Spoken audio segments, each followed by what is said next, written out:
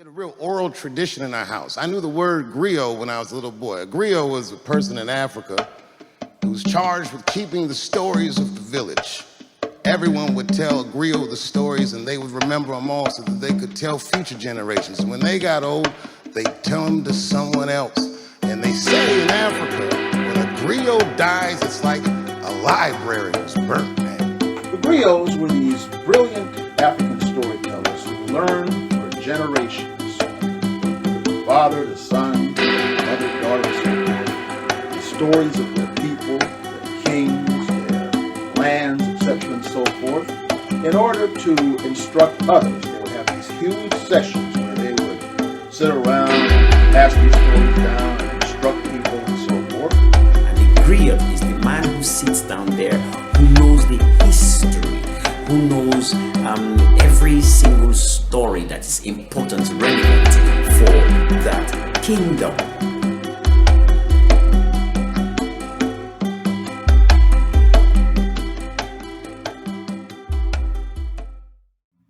What's up, y'all? You know what it is. It's your boy Griot. Got Guru here today with me from Guru Podcast. What's cracking, homie? Guru's Visions, of course. Thank you, bro. You know what I'm saying? We had to do this at some point. Yeah. So today, I know last week we had a conversation and we was talking about how these females seem to be getting out of hand a little bit in certain situations. Right. Or instances, not all of them, but Yeah. it seems like a large majority of them, or at least the ones we know. Right. So I wanted to kind of touch base on toxic femininity, Okay. which some people like to say it's not a thing, but you can't have toxic masculinity without toxic femininity. Go hand So in hand. exactly. Give me 1 second.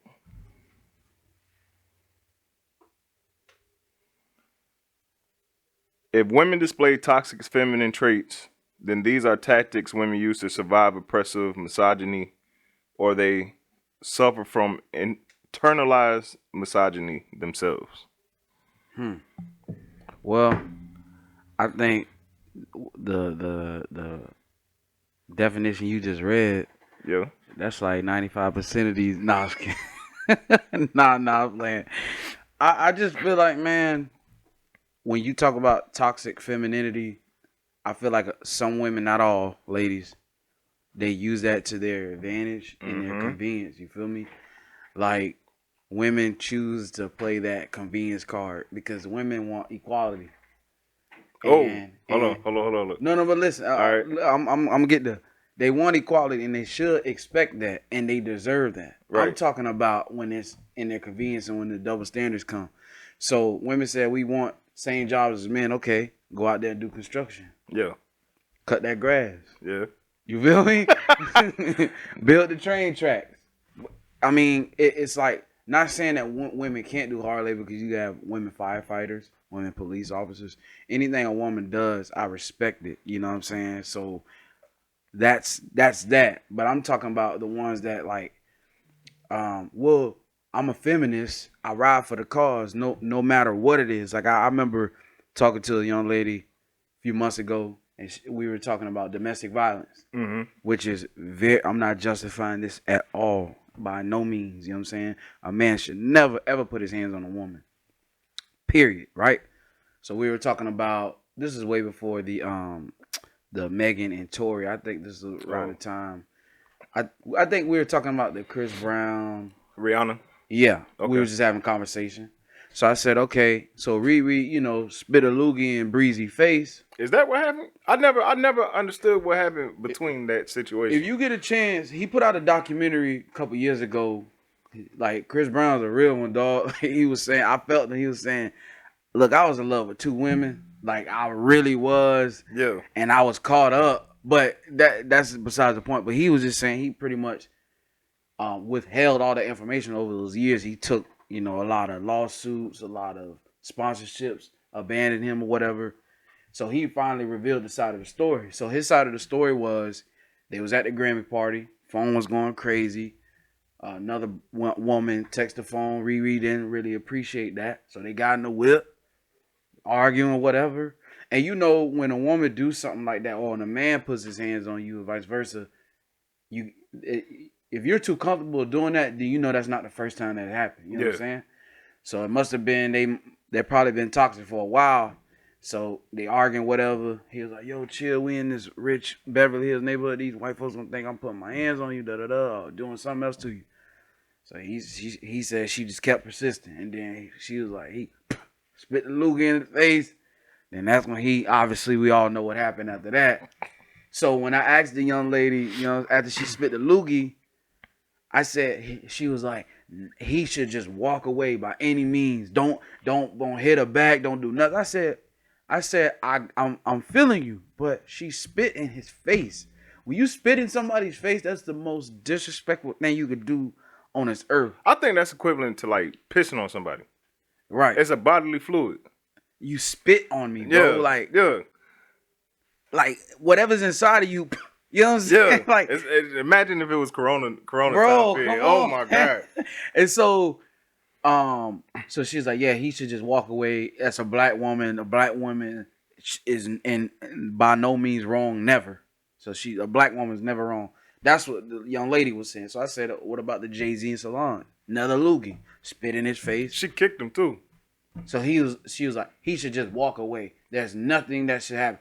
But I said, okay, so are you saying this for all women? She said, only black women. You should never hit a black woman. But if it was a white woman, hit her back. Spanish woman, hit her back. What the type, yeah. What type of This is a conversation I was having with her. So that's why I said you use it to the convenience. So she was like, yeah, any other woman besides a black woman, beat her ass, da da da. I'm like, whoa, like I can't fuck with you because you might flip the script on me and say, you know what I'm saying? She wasn't thinking with logic because by all means, you spit on me. Well, that's like the guy that was on the bus driver. The older dude. Yeah. They driving. He just trying to do his job. And then you got a gang of girls and one girl want to get up, spit on you, slap you. My man came from the floor and uppercutted her and then threw her off the bus. And she went on the news. And then as soon as she get on the news, sob story. Right. He didn't have to how you get me. Like she sitting there on the news crying like you got what you deserve. Bro. That's what I'm saying. That's where it goes to using it for your convenience. I'm a woman. He ain't supposed to. You spat on me and put your hands on me. I'm finna Mortal Kombat your ass, bitch. Claude, please add the hurry up, like.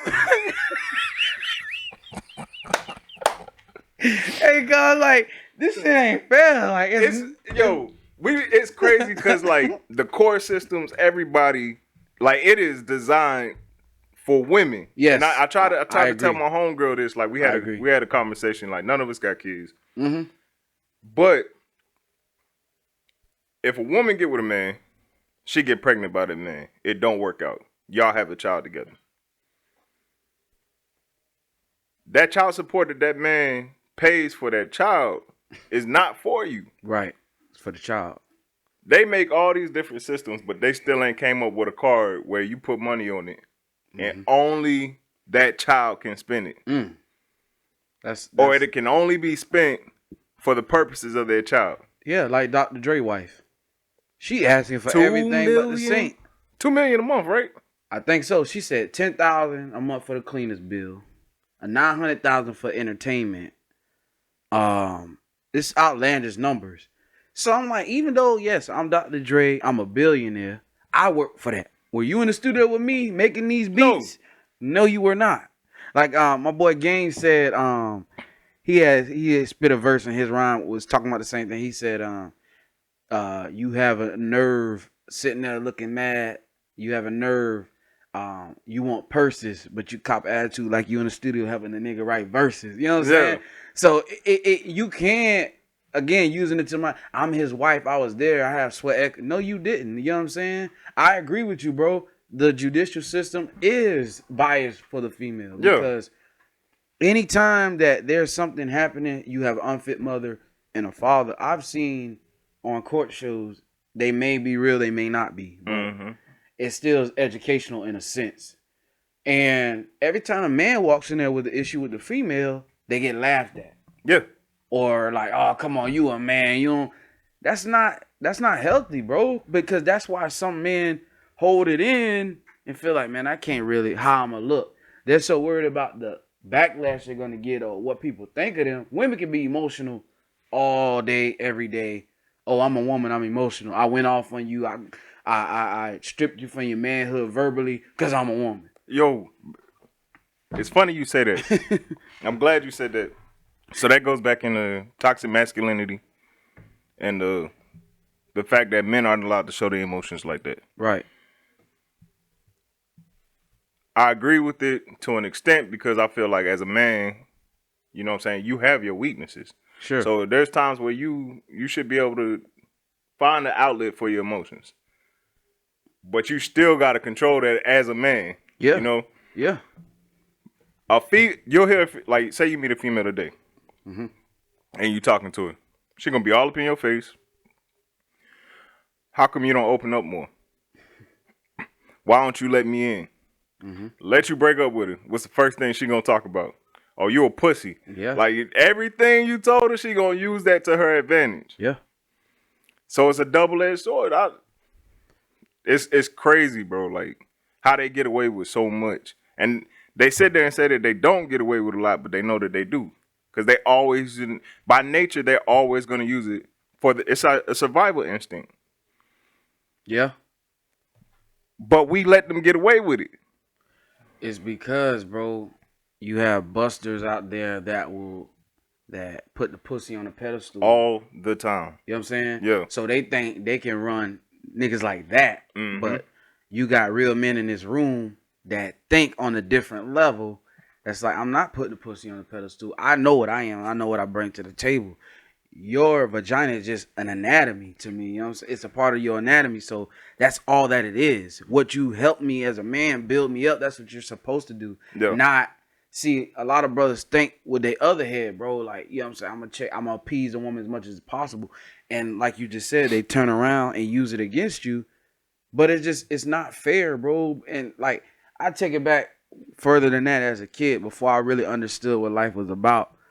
I'm 18. I'm starting to go out to the club. I'm like, why the fuck girls get in free to the club and I gotta pay? You know what I'm saying? I knew double standards then, cuz. Like, I'm like, wait. I gotta pay a cover charge, but you letting them walk in? But years later, grown man, I'm a businessman. I know women bring Men to the club. right. Yeah. So I ain't mad at get your money. But I'm talking about I'm 17, 18 going out. I'm like, why the fuck she get in and I can't, you know what I'm saying? But man, women, again, ladies, not all of y'all, but some just use that. I feel like that ace in the hole. You know what I'm saying? Yeah.